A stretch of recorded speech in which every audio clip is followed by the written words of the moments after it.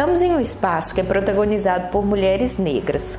Temos a sua presença, a do projeto Pérolas Negras e a da professora Júnia, que é a primeira presidenta mulher nos 55 anos que a gente tem de ASPUV. Podemos dizer que esse é um espaço de resistência em meio a um momento de discursos de ódio tão inflamados? Sem dúvida. O projeto Pérolas Negras já tem 6 anos, né, pelo que eu entendi. Então, acho que é um projeto que ele surge com um objetivo muito importante, que é restituir a humanidade das pessoas negras. Eu acho que, independente do momento histórico que a gente vive hoje, o racismo sempre foi estruturante da sociedade brasileira.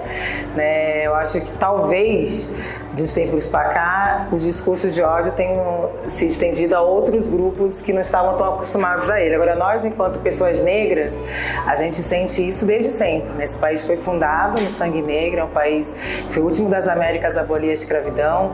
Então, a gente sabe desde muito cedo a importância de resistir, mas não só de resistir, mas também de criar estratégias de resistência. Isso a gente aprendeu desde com os povos quilombolas, com as nossas antepassadas, com as nossas ancestrais, a importância da gente, independente do tempo histórico que a gente vive, o quanto que a gente precisa criar essas estratégias, porque o racismo é um mecanismo social que nos desumaniza historicamente.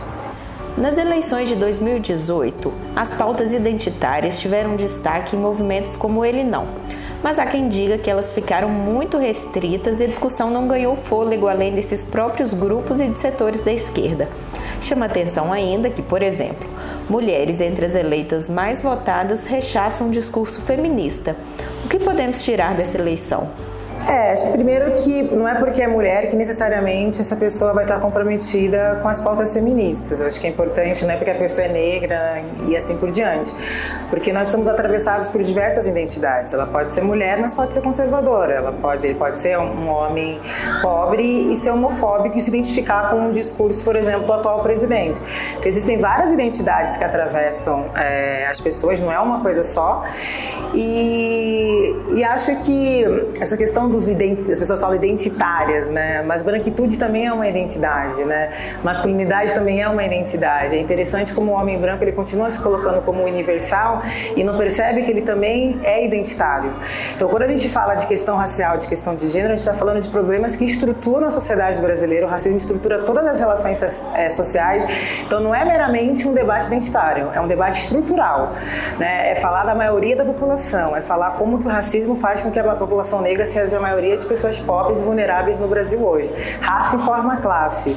Então, eu acho que é entender que esses problemas, eles são problemas centrais e não problemas menores, como muitas vezes até na esquerda, eu estou no campo da esquerda, mas às vezes a gente tem dificuldade, mesmo no campo da esquerda, das pessoas entenderem que esses problemas são os grandes problemas nacionais.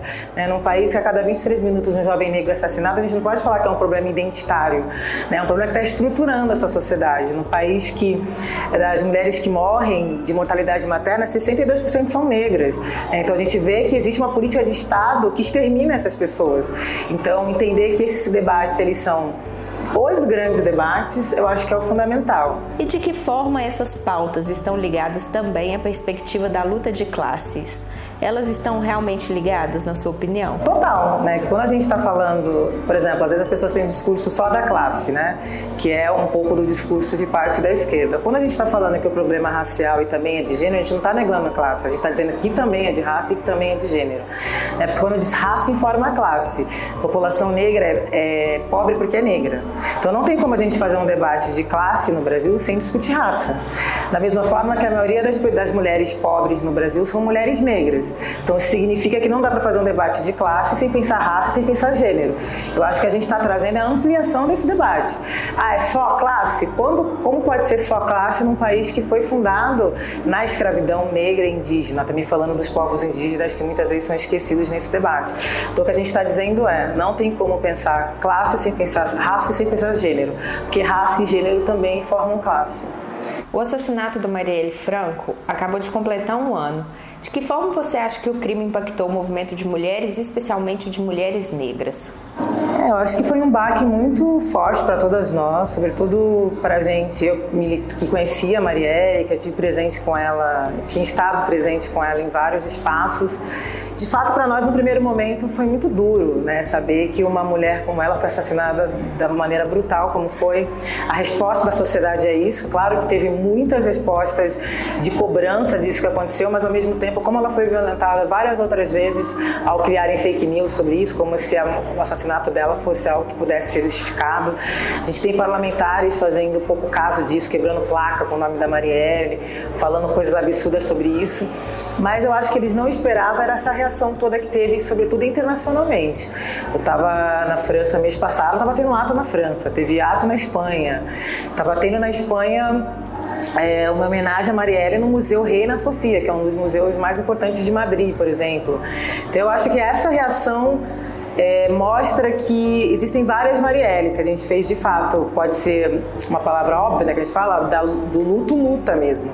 E isso ressurgiu em outras Marielles, que tantas mulheres que inclusive trabalhavam com ela se elegeram deputadas, foram fazer a disputa institucional, e por mais que em números absolutos a gente ainda tem um número muito pequeno de mulheres negras, tanto nas assembleias como no Congresso, nunca se teve tantas mulheres negras nas assembleias e no Congresso. Então acho que isso também é uma resposta ao que fizeram com a Marielle. As mulheres foram fazer a disputa institucional também.